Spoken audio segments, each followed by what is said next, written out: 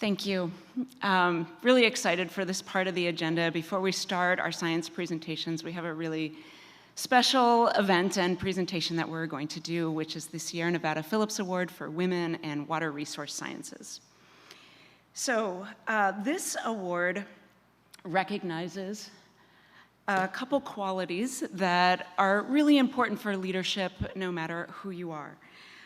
We are recognizing pioneership in water resource sciences.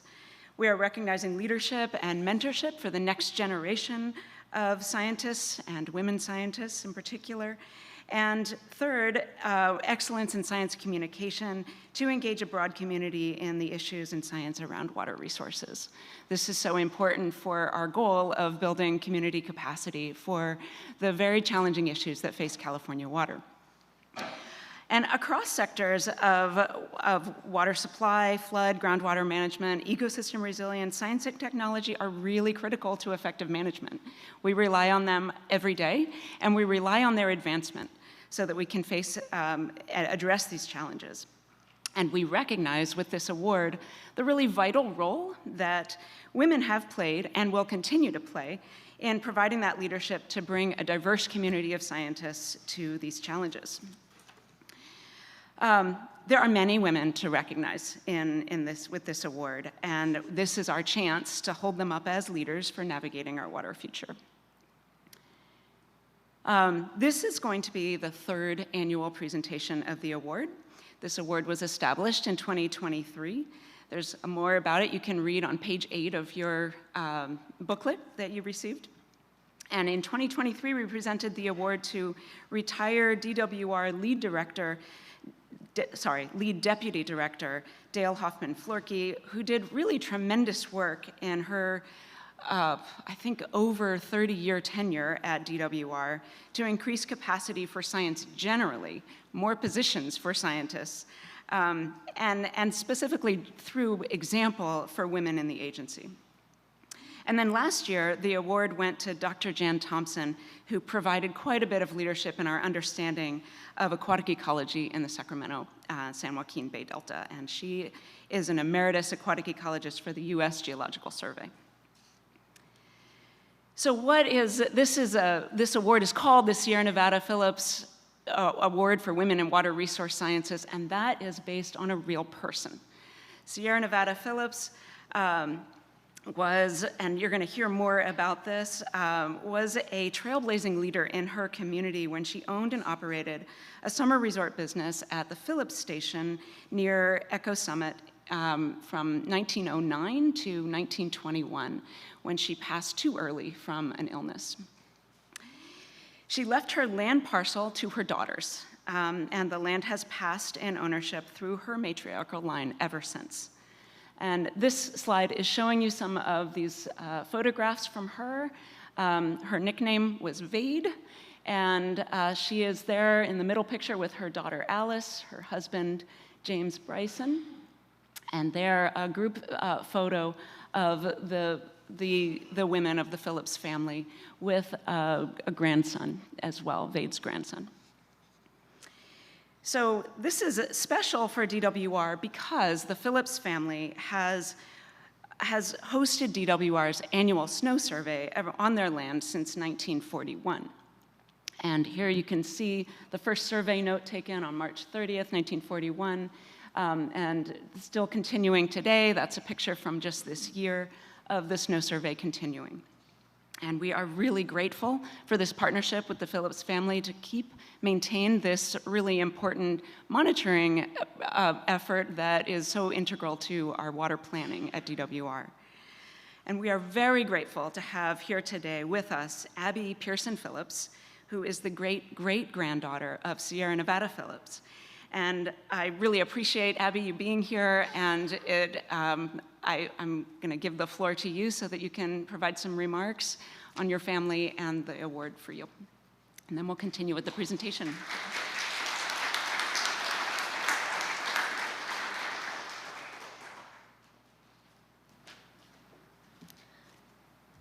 So this year I'm going to talk a little about my mom and her role at the survey. We lost my mom in April. The first year we did this award, I introduced Sierra Nevada, and this is my mom's time to shine today. So when I started pondering over this award, I was curious to know how many science in the world there are. Of course, each contains multiple offshoots and specialized areas, but I counted over officially 24, which I don't think is right, recognized studies sciences, from anatomy to oceanography, ecology to zoology, computer science to microbiology. The study of the human mind and the relationship with the heart, both physically and mentally, has always fascinated me. Generational relationships in the history of the Phillips family is an ideal example of the science of the spirit. Today, as we gather to celebrate the remarkable achievements of women in science, I am going to introduce you to a direct branch of Sierra Nevada. I will attempt to paint a picture for you of a woman of particular significance and importance. Hardened with small, sweet hands, lean but large on expectation, wise with understanding. However, the wisdom came from experience, experiment, and deduction of reasoning in unique circumstances. This woman taught me the value of quiet observation. An absolute key to any science previously mentioned: don't just look, see, watch, seek to understand, then try to feel it. Either through touch or through the heart space, science is within the heart. If my elementary school education rings true, the 6 senses are part of sciences. So Mom taught me, if you stay long enough and open your heart wide enough, you can feel the weather come in. You can know what direction the bears are going to come by. Perhaps even recognize the season before it arrives. Nature will warn you of her plans if you choose to listen to her voice. If math is finite and science is deductive, then the characteristics of the human spirit are connective. Like a network of underground roots and mycelium, so is the energy and experiences we all have, a complex symbiotic relationship within my bloodline. My mother did not have the opportunity to meet Sierra in this life. However, she embodied much of her welcoming spirit. She may not have a technical degree, but I guarantee she has a master's in the way of the environment on that mountain. Generational heart science, not physicality of it, but the emotional capacity of it. For example, my mom, Carol, surrounded herself in a home of history, antiques, and a legacy of journals and awards from all of the family. A great deal of these items were handed down to her from her mother, her grandmother, and her aunts. She cherished these items, and as the inertia of time rolled on, so did the endless stories of truth she would tell. Each visitor a friend, every story an opportunity to keep alive the passion she had for the land and the lineage that has always resided there, even before the Phillips family did.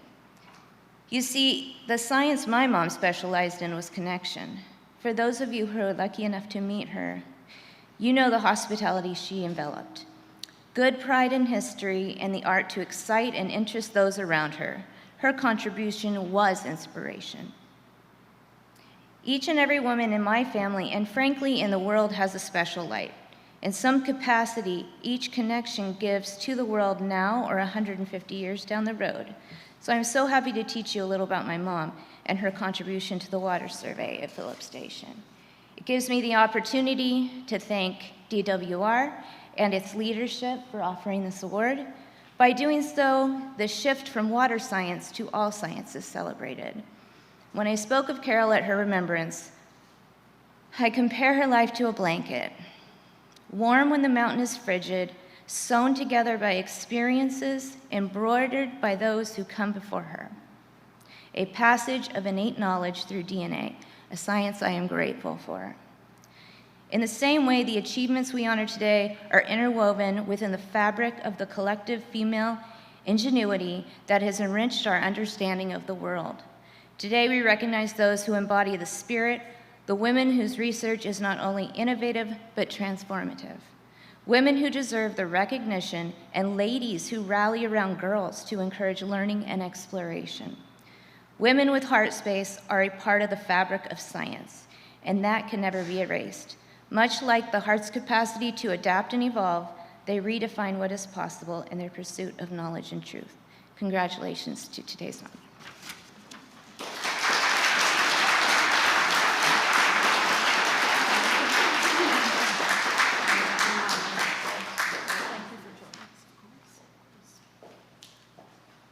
Well, that was beautiful. Thank you, Abby. And thank you also to Louise for introducing the award and the past recipients. It's my joy and honor to present the award to this year's recipient.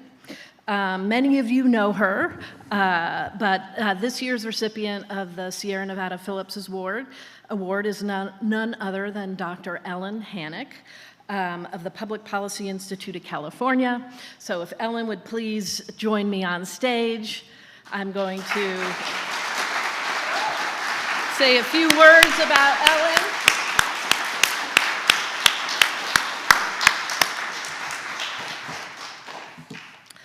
Hi, congratulations. Ellen, as I think we all know, she is a prolific publisher of public policy and scientific material. She's a highly regarded economist. She began her career, I believe, at the World Bank in Washington, D.C., and the Center for Cooperation and International Research and Agricultural Development in Paris. And she brought her expertise right here to California, where we very much needed her help and leadership. She founded the Water Policy Center at the Public Policy Institute of California in 2015, and she served as its director until last year. And under her direction, the Water Policy Center has researched, analyzed, and provided policy guidance on so many issues in California.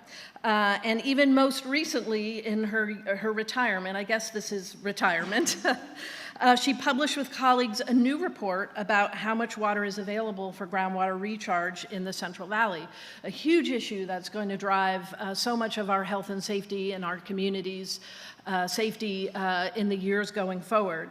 And as a lead author, she brought together scientific experts to explore this question and lay bare some of the challenges that we have in front of us that will only be possible if we all work together. And that's the thing that I have admired most about Dr. Hannock's contributions is there's a lot happening out there. There's a lot of data that can seem chaotic.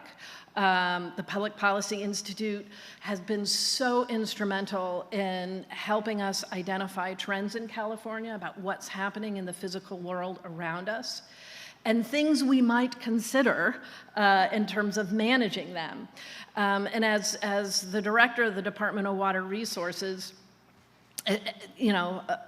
I lie awake at nights, believe it or not, thinking about these water challenges and thinking about how we're going to govern ourselves in California in an effective way to meet them. And the partnership that our department has had, and the intellectual partnership with the Water Policy Center, and the Water Policy Center framing issues that can be hard for a department to frame, little bit provocative, getting those issues out there. That was one of Dr. Hannock's terrific qualities, her fearlessness in forcing California to confront these issues. So Dr. Hannock, let me just join the chorus of people who have offered their respect and admiration over the past several months as you've transitioned into retirement, but your legacy will be long.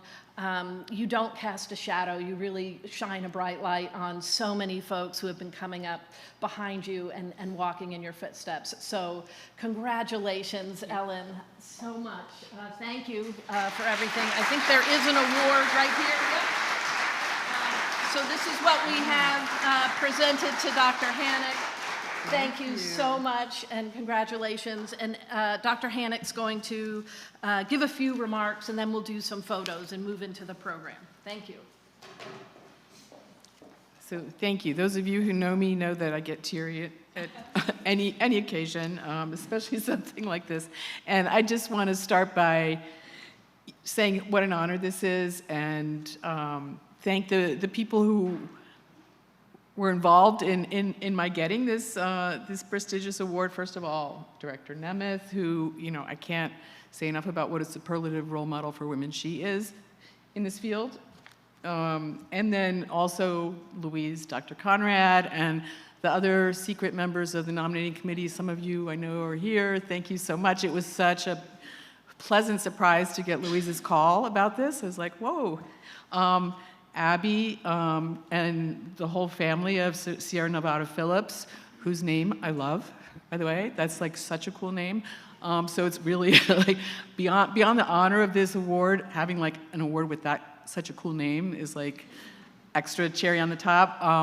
Your family's modeling of the kinds of collaboration between scientific endeavor and community is unparalleled, and thank you for that. Especially in the context of thinking about science, the data is so foundational for that.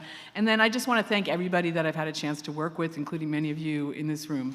If I had to sum up in, a nutshell sort of takeaways from my career in California Water, I'd say it comes down to 4 things. The first one is trying to work creatively, and that means trying to answer important questions with the data that are available, and sometimes when the data are not available that you need, pushing for better data, and sometimes that means collecting it yourself, which some of you have been victims of surveys that we've done. Thank you for that. Science surveys. Working collaboratively. I think this fits in really well with the theme of this conference, is being willing to go outside of your comfort zone of your own discipline. The world of water is just so complex that it's enriching all of our work if we go beyond and really try to consider, what's the biology angle, what's the hydrology angle, what's the climate science angle, what's the economics angle, the other social sciences, the law, and so on. That just makes everything richer and better. Even if you have to do your own discipline, just kind of knowing around you what the other perspectives are is helpful. And by the same token, third is engaging with stakeholders. And by this, I mean beyond sort of the research community to all of the folks who, for whom how we manage water matters. And I think this can help ground your work, and it can make it more relevant. Even if your findings are gonna be at odds with the views of some stakeholders, that's okay. It's important to understand where they're coming from. That can help you think about how you talk about it, even. And then finally, for me, keeping it interesting and keeping it fun has been a big part of like why I get up in the morning. I might go to bed at night worrying about a problem or how to solve it, but getting up in the morning and knowing, for me, 2 things keep it interesting and fun. One is trying to learn something new every day, and in California Water, there's no shortage of new things that you can learn every day. And then the other is just seizing opportunities to engage with all the wonderful people in the world of California Water, and today is a great example of that kind of opportunity. So with that, just thanks so much. Thank you, everybody, and have a great conference. I'm going to hang out for as much as I can. Bye.